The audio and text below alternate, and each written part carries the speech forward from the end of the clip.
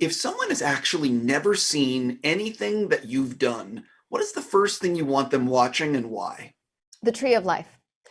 I think that's a film for me that is more than a film. It's more than a performance. It's like Terrence Malick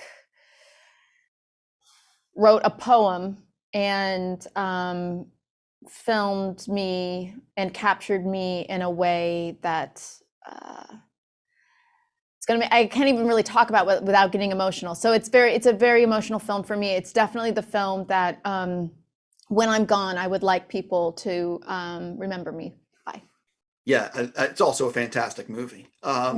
So you're a producer on this, and I'm curious, and also you came up with the idea, this is like all you. At what point when you were shooting some of the stunts, you're on top of, like, you're in a crane, you're being lifted up. At any point were you like, what am I doing? How did I get here? And how did I allow myself to do this?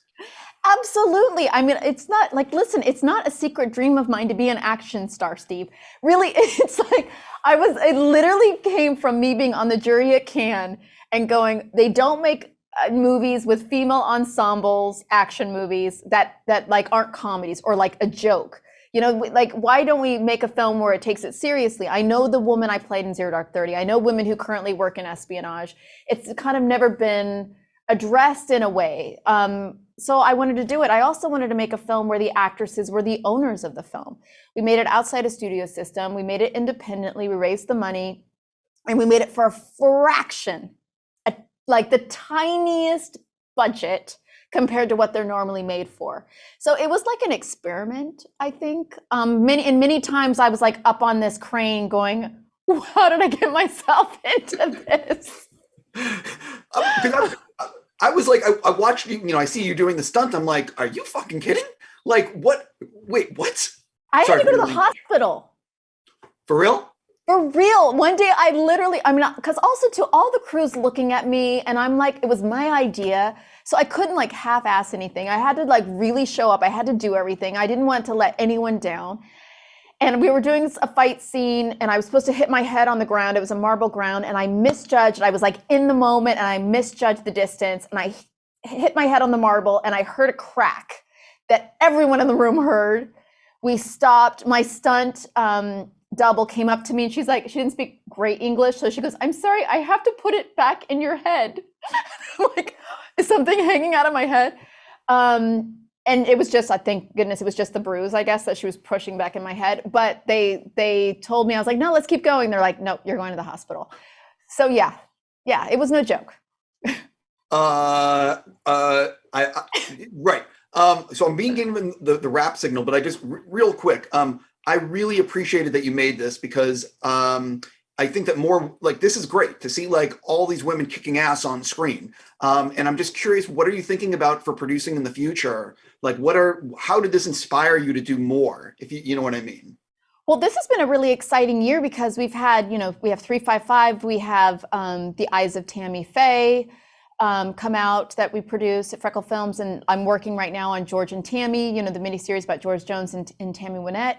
I'm really excited about doing anything that feels a bit rebellious. I find sometimes, and I know it can be a little complicated for an industry that's worked in one way for so long, but like even this, like having the actresses own the film, and it's never really been that. There's always been some executive in some office somewhere saying who has value and when their shelf life expires. So this idea that we can be like, okay, the artist should own their work, that's exciting. If I can do anything that feels I'm kind of rebellious. I kind of like pushing against rules. I don't like to be told, this is the box everyone needs to be in, and everyone stay in your lane. I like being like, well, why are there lanes to begin with? Let's color outside the lines. And supposedly, they haven't kicked me out of the industry yet, so thank goodness. But yeah, I want to continue coloring outside the lines. I love it. Listen, congrats. Great to see you. Oh, I want to know when you guys are filming The Division, because I really want to see that movie. I want to know that too. Rawson's working on the script. We're all hanging in there. We're linking arms. We want to get it made. I want to work with Jake. He's great. And we've been talking about this for a long time. So Yes, we are definitely, we're all committed and we're loyal. I mean, George and Tammy, I got attached to in 2011. Tammy Faye, I worked on for 7 years before we started filming. Once I attach I'm a loyal MF. So I am loyal to the division. Yeah, I know Rawson's working on the script because he told me. And I know some people that saw Ambulance, the new Michael Bay, and they raved about it. And they said Jake is phenomenal in it. So yeah, but he's kind of talented. Yeah, kind of. I mean, if only, you know, he wasn't just so disgusting to look at and he had a little bit more talent, he'd be fine. Right, exactly. No, but it's you know, it's good though that he's riding this like wave of, you know, but it's nice because I didn't like Six Underground, but everyone who saw Ambulance tells me how good it is. Okay, I'm excited to see that. Yeah. All right, let me go. All right, bye, Steve. Later.